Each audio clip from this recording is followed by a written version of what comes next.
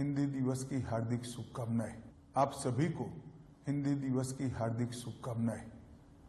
इस वर्ष का हिंदी दिन हम सब के लिए बहुत महत्वपूर्ण है, क्योंकि 14 सितंबर 1949 को भारत की संविधान सभा ने हिंदी को संघ की राजभाषा के रूप में स्वीकार किया था।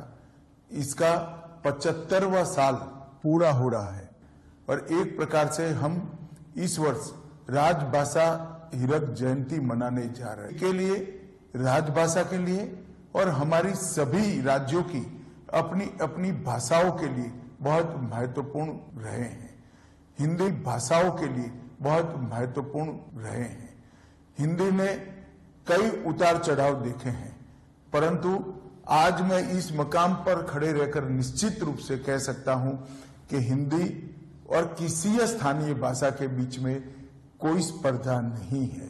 हिंदी एक प्रकार से सभी स्थानीय भाषाओं की सखी है, एक दूसरे के दो पूरक है। चाहे गुजराती हो, मराठी हो, तेलुगु हो, हर भाषा हिंदी को मजबूती देती है, हिंदी हर भाषा को मजबूती देती है और इसीलिए आप हिंदी के आंदोलन को ध्यान से मजबूती देती है। और इसीलिए आप हिंदी के आंदोलन को ध्यान से देखेंगे तो चाहे राजगोपालाचारी जी हो, महात्मा गांधी हो, सरदार वल्लभ भाई पटेल हो, लाला लाजपत राय हो, नेताजी सुभाष चंद्र बोस हो या फिर आचार्य कृपलानी हो, ये सभी एक प्रकार से नॉन हिंदी भाषी क्षेत्रों से आते थे।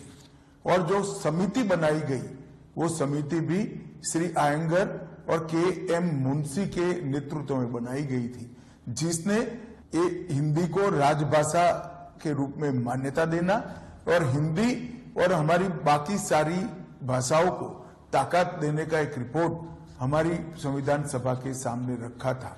वो दोनों नेता नॉन हिंदी भाषी क्षेत्र से आते हैं और विगत 10 साल में मोदी जी के नेतृत्व में हिंदी को और स्थानीय भाषाओं को मजबूत करने के लिए ढेर सारा काम हुआ है।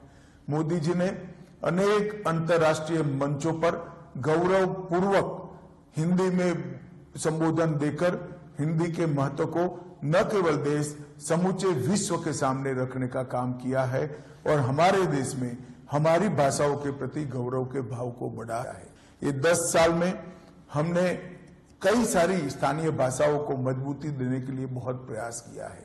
नई शिक्षा नीति में श्री मोदी जी ने प्राथमिक शिक्षा मातृभाषा में इसको एक महत्वपूर्ण स्थान देकर हमारी सभी भाषाओं को और हिंदी को एक नया जीवन देने का काम किया है।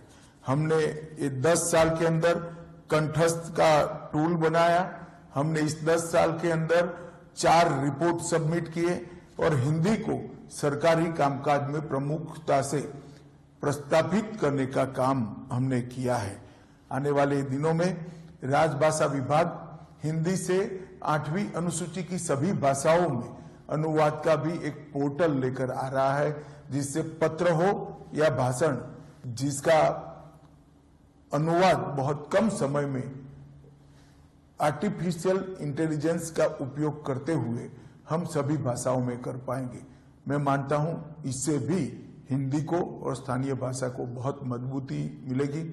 और मैं आज फिर से आप सभी को कहना चाहता हूं कि हमारी भाषाएं विश्व की सबसे समृद्ध भाषाओं में है।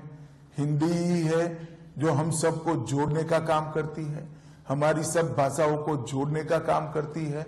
और संविधान सभा की जो स्पिरिट थी कि एक स्वदेशी भाषा में सभी देश के नागरिक एक दूसरे के साथ संवाद करें, चाहे हिंदी हो, तमिल हो, तेलुगु हो, गुजराती हो।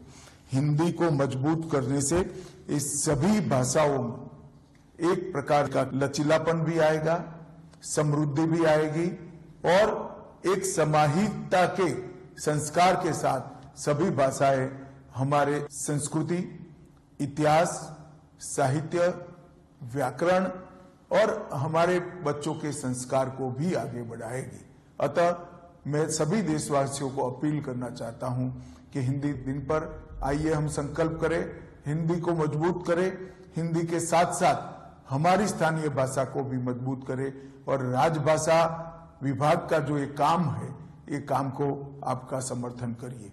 फिर से एक बार आप सभी को हिंदी दिन की बहुत बहुत शुभकामनाएं। आइए हम राजभाषा को मजबूत करें। वंदे मातरम।